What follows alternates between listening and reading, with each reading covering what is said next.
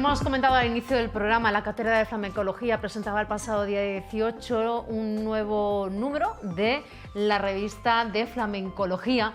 Es el número 31, pero el segundo desde la nueva etapa dentro de la propia Cátedra de Flamencología y Estudios Folclóricos Andaluces de Jerez. Para hablarnos del contenido de esta revista son diversos los articulistas, investigadores que han publicado y que han volcado aquí el contenido de sus trabajos. Nos acompaña ya el presidente de la Cátedra de Flamencología, Fran Pereira. Fran, bienvenido, buenos días. Hola, buenos días. Bueno, el pasado viernes, ¿no?, vio la luz este volumen número 31 de la revista de Flamencología. La segunda desde la nueva etapa de la cátedra que decidisteis retomar la publicación de esta revista, ¿no? Sí, empezamos en 2020 esta nueva etapa y bueno, es el segundo número. Nuestra idea era hacerla de forma semestral o anual en función de los ingresos que tuviésemos, pero bueno, hemos tenido el apoyo de la Delegación Territorial de Cultura de Cádiz una vez más y bueno, estamos muy contentos porque seguimos avanzando un poco en la línea que queríamos desde que volvimos a retomar la institución, que era un poco recuperar estandartes de la institución como era la revista de Flamencología y bueno, a través de la coordinación de Manolo Naranjo y de María Jesús Ruiz, que han estado ahí al pie del cañón todo el tiempo, creo que se ha conseguido un número muy interesante y que, bueno, con el que volvemos a poner de manifiesto la importancia de la investigación y el rigor científico dentro del mundo del flamenco, que afortunadamente hoy día, y gracias a los investigadores que hay y esa nueva hornada de jóvenes que vienen en el máster de flamenco estuvieron de la presentes, UCA, ¿no?, en el acto de la presentación de la revista. Pues bueno, pues se está abriendo cada vez más campo y estamos intentando desempolvar todos esos secretos del flamenco, que es muy amplio y que por supuesto se pueden analizar. Bueno, es una revista científica, hay 6 artículos, 6 trabajos que hay publicados de diferente índole, ¿no?, desde Paco de Lucía hasta el flamenco también en Cataluña, ¿no? Efectivamente, la temática es muy diversa, desde un artículo que ha escrito David Leiva sobre Paco de Lucía, muy interesante por cierto, hasta bueno, un recorrido por el flamenco en Andalucía, en Cataluña, como dice, con distintas instituciones que hay.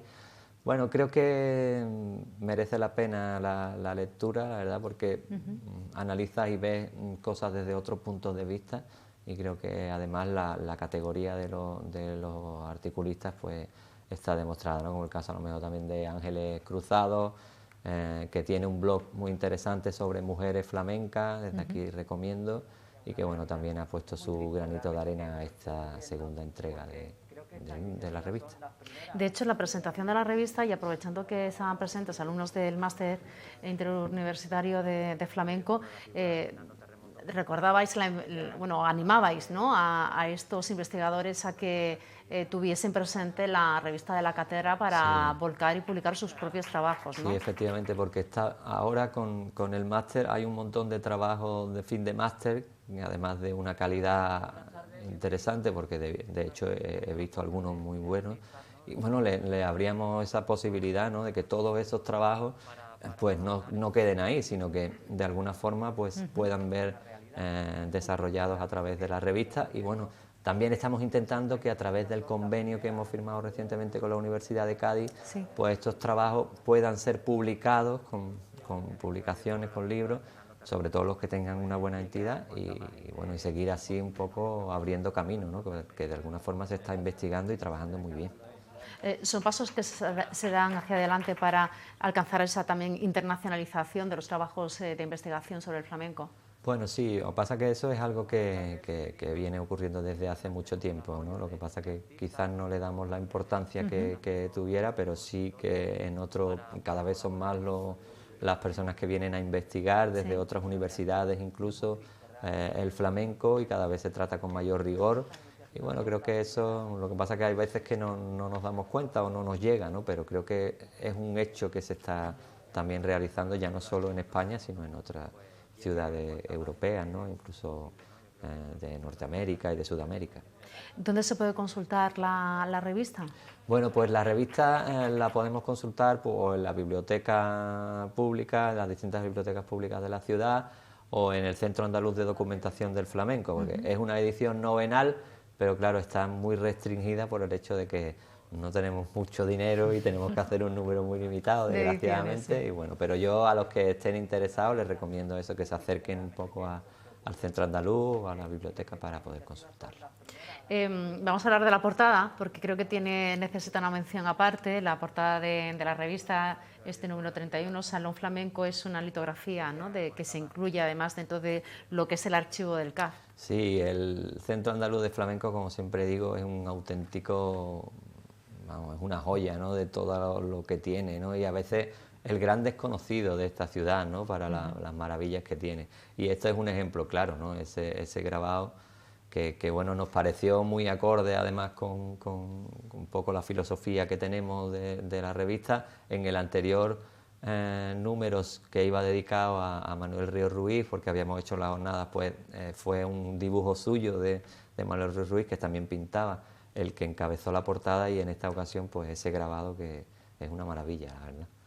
Bueno, pues la revista de flamencología, la edición número 31, continuando así con la saga desde el año 95, que se empezó a publicar por primera vez por parte de la cátedra esta revista, y que es una herramienta pues de trabajo, de divulgación y de investigación científica alrededor del flamenco, que se puede consultar en el CAF y también en las bibliotecas públicas de nuestra ciudad. Se presentó esta revista, Fran, coincidiendo además con una serie de actividades incluidas dentro de la semana en la que se conmemora el Día Internacional del Flamenco, que fue el pasado día 16. Se coordinó también, o coincidió con una exposición que también se puede ver en el CAF en los próximos meses, sobre Rosa Durán. Sí, efectivamente, porque este año se cumple el centenario de su nacimiento, de una de las grandes bailadoras de esta ciudad, Rosita Durán. Y bueno, no queríamos que la fecha pasase desapercibida, y de alguna forma pues también gracias a la colaboración de la Junta pues, y al Centro Andaluz de Flamenco, pues hemos montado esa exposición en recuerdo a Rosita Durán, también una gran desconocida en Jerez, ¿no? Porque hay tantos artistas que un poco los tenemos ahí en un segundo plano, pero cuya trayectoria ha sido notable y que ha llevado el nombre de Jerez ya no solamente a nivel nacional, sino incluso fuera de nuestra frontera, ¿no? Y se ha codeado con las personalidades más importantes de la sociedad de la época, ¿no? Estamos hablando de los años 60, donde el tablao Zambra, donde trabajaba habitualmente Rosa Durán, pues era prácticamente el epicentro cultural del flamenco de alguna forma en Madrid, ¿no? Independientemente de otros tablaos que había, pero hasta allí iban las grandes personalidades de la época, y queda registrado en la exposición, donde hay muchas fotografías con el presidente Nixon, con gente, con Lauren y Hardy, ¿no?, el gordo y el flaco, que habían pasado por ahí. O sea, es muy curiosa. Afortunadamente Rosa Durán cedió todo su legado al fallecer al Centro Andaluz de Flamenco, y bueno, allí conservamos pues auténticas joyas, ¿no?, desde algunos de sus trajes que están expuestos hasta, como digo, una serie de fotografías muy interesantes, recuerdos, recortes de prensa. Yo creo que merece la pena, y para conocer un poquito más de nuestra cultura, que nunca está de más. Bueno, fue Premio Internacional de Danza en París, y también estuvo presente en la Exposición Universal de Nueva York. Sí, por eso digo que tenía un carácter internacional muy importante. Sí, que recorrió prácticamente el mundo con su arte, ¿no? ¿Hasta cuándo se puede visitar la exposición? Bueno, en principio hasta estos meses, hasta que empiece el Festival de Jerez, va a estar allí instalada, y bueno, entiendo que hasta mediados de febrero se podrá visitar allí en el Centro Andaluz de Flamenco.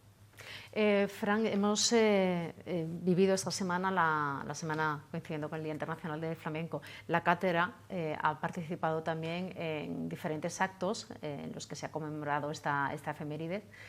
Una de ellas tuvo lugar, además estuviste presente en el Coloma, en el Instituto Coloma. Sí. Se están realizando muchos actos o programas formativos desde diferentes niveles educativos, escolares, en nuestra ciudad, ¿no? En el San José Obrero también y yo creo que ahí hemos dado un paso importante, ¿no?, en lo que es el tratamiento del flamenco a nivel educativo. Evidentemente estamos todos pendientes de que la nueva ley del flamenco sea una realidad y que conozcamos realmente cómo se va a aplicar, que es el gran enigma de momento que está presente, pero independientemente de eso, yo creo que en las últimas décadas, desde la propia Junta de Andalucía, se ha realizado un esfuerzo importante por ir introduciendo el flamenco dentro de las aulas, ¿no?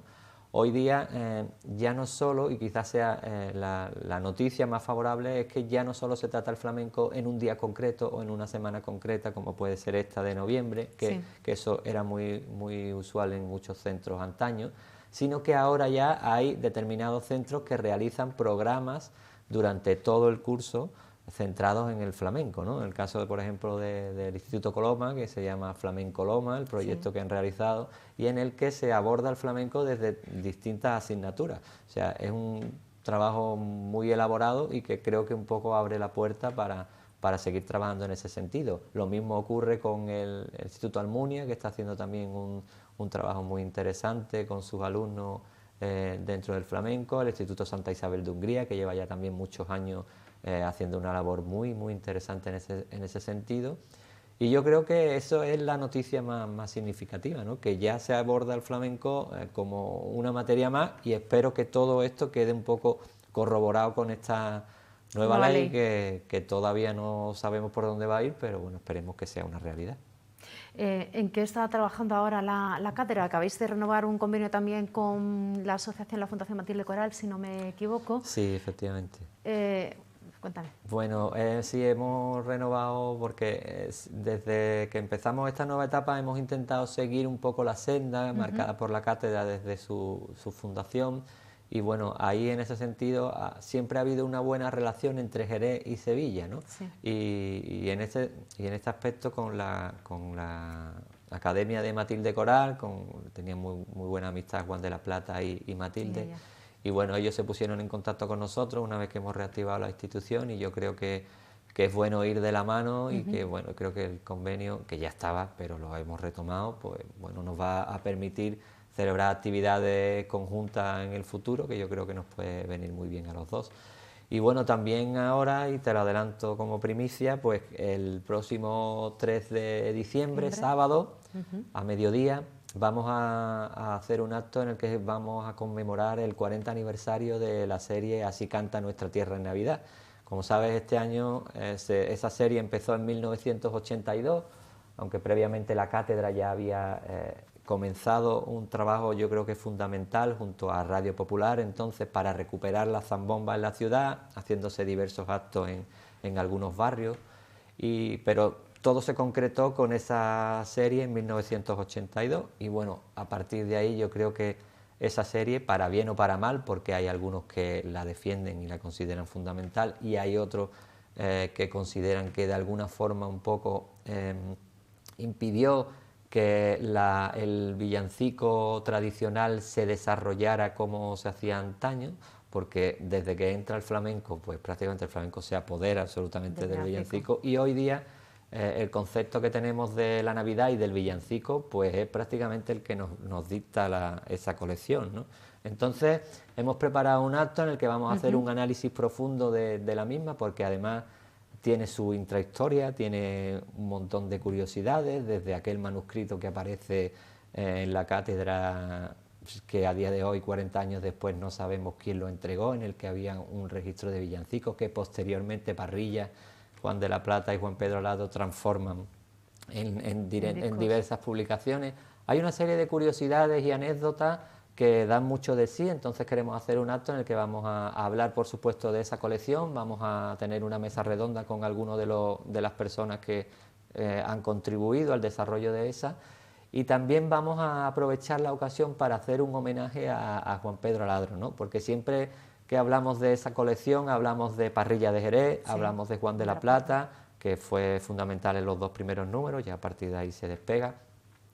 Pero hay un tercer pilar que yo creo que quizás sea el más importante, que es el de Juan Pedro Alado, jerezano, afincado en Madrid durante mucho tiempo, yo creo que diría que como un embajador de Jerez en Madrid. Sí, ayudó a muchos artistas de Jerez a hacerse en hueco en Madrid, ¿no? Él creó su propia editorial, Cinterco, que bueno, permitió también la publicación de, entre ellos, el Diccionario Enciclopédico del Flamenco, una de las obras más notables que se han hecho en la historia del flamenco, con Blas Vega y Río Ruiz.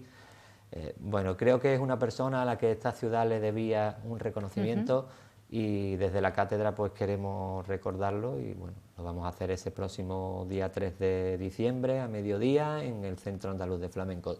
Sé que hay muchísimas zambombas, hay muchísima actividad ya a partir de la semana que viene, incluso esta, sí. Pero bueno, yo invito desde aquí a todos aquellos que quieran un poco conocer más la historia de lo que ha sido la colección y cómo empezó todo, pues que se pasen por allí el día 3 de diciembre. ¿A qué hora era?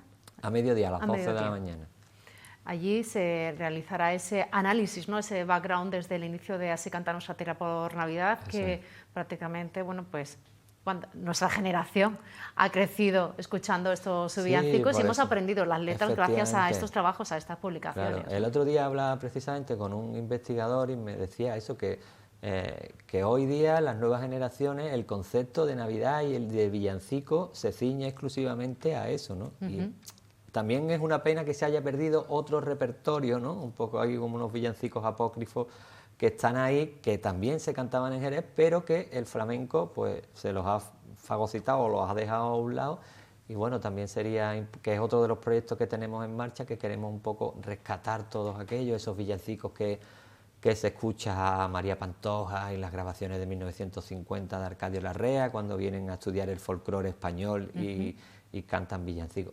Todo eso lo queremos un poco plasmar. Queríamos haberlo hecho este año, no ha podido ser, pero bueno, sobre todo porque la Navidad nuestra y esta zambomba que ahora está tan de moda, pues tiene un apartado muy rico, ¿no? Ya no solamente a nivel de literatura, sino de otros aspectos populares que yo creo que como cátedra de flamencología y estudios folclóricos andaluces, creo que tenemos que estar en ello. Pero bueno, y conservarla, ¿no? Hay que cuidarla también. Está, bueno, es de bien interés cultural, ya de por sí tiene una protección jurídica, pero quizás hay que cuidarlo aún más, ¿no? Hay que vigilar el tema de que se catalogue zambomba. Efectivamente, ¿no? Últimamente no estamos cuidándola demasiado y a la vista está que, bueno, yo he estado haciendo estos días una guía de zambomba y demás para el trabajo, y me llamaba la atención que en algunos sitios señeros, ¿no? Instituciones señeras, no voy a mentar nombres, pero es triste que anuncien su zambomba con las actuaciones de grupo.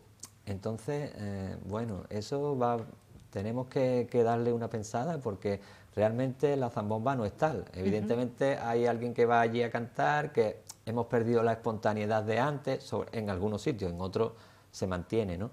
Pero creo que lo deberíamos de cuidar, igual que... Se está derivando demasiado hacia el espectáculo. Efectivamente, igual que los escenarios, igual que hacer o intentar programar una zambomba. Yo es una cosa que, por ejemplo, cuando se celebra lo de la zambomba Vic, una de las cosas que no he entendido nunca es por qué en aquellos sitios se ponen microfonía, ¿no? Yo entiendo que... Pero es que la zambomba no tiene microfonía, no tiene un escenario, ¿no? El escenario lo conforma los propios asistentes. Entonces, todas esas cosas que son detallitos, pero que al final un poco nos ayudan a conservar, como tú bien dices, la tradición de toda la vida, ¿no? Y de alguna forma eso tenemos que cuidar, efectivamente.